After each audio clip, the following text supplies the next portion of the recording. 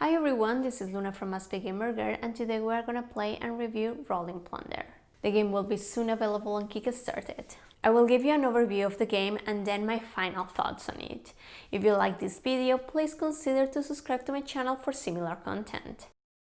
Rolling Plunder is a game for 1 to 4 players in which each player wants to upgrade their ship to a galleon and earn enough victory points to win the game. Place the crew, plunder and ship cards in separate decks and shuffle the cards. Deal 2 plunder cards to each player and 1 sailor. Place your flagship's cards in a pile with the schooner facing up. Each turn consists in 4 phases. When hunting ships, the player flips the first card on the ship deck. If the card is a civilian ship, you may discard it for a new ship card or attack it. You may hunt up to 2 ships per turn. If you draw a black spot, end your turn. If you draw a Royal Navy ship, you can choose to flee or fight. For any other card, follow their instructions. When attacking a ship, the player to their left will attack as their opponent. You must chase the ship before attacking it. Each player rolls a set of dice, as many times as the icon shows. Every time that either the cell or the X is rolled, players set the dice aside, continuing rolling the remaining dice as many icons left on the card. Whomever rolls the most cells wins the chase.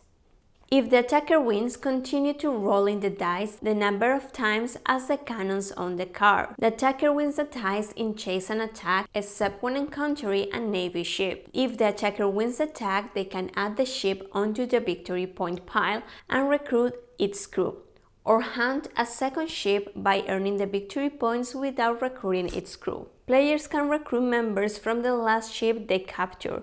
Players have a limit of crew members shown on their flagship. Players cannot recruit members from a higher level than the one shown on their flagship. If the attacker loses, they must discard 1 crew member or a captured ship and move to the plunder phase. Players may discard crew members in order to recruit new ones and can only have a unique crew member at a time.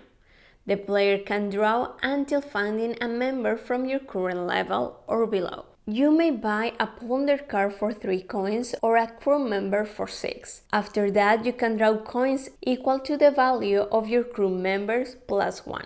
If you have enough victory points, you can upgrade your flagship by flipping your flagship and discard the required victory points and end your turn. The first player to upgrade the flagship to a galleon and earn 8 victory points wins the game. Okay, so this is how the game plays. I was surprised of how much player interaction there is and more in a 2-player game.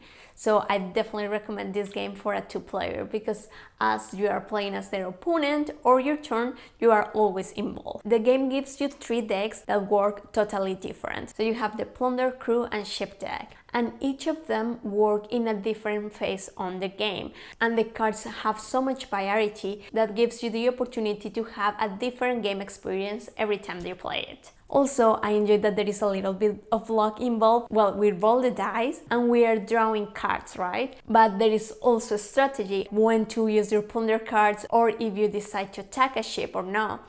So this balances the game in terms of like there is a luck factor, but also there is a strategy in the game. And then you also have the coins that help you to get either better crew members or more plunder cards that are fantastic. And that was a nice surprise of the chips as well, that they are not always giving you victory points, but you can get another things out of them like crew members or plunder cards, making it different how each ship works and how you are going to be able to use it during the game. And this makes every phase of your turn to play differently and the game more active and engaging with other players. Remember, the game will be soon available on Kickstarter and I hope you enjoy it.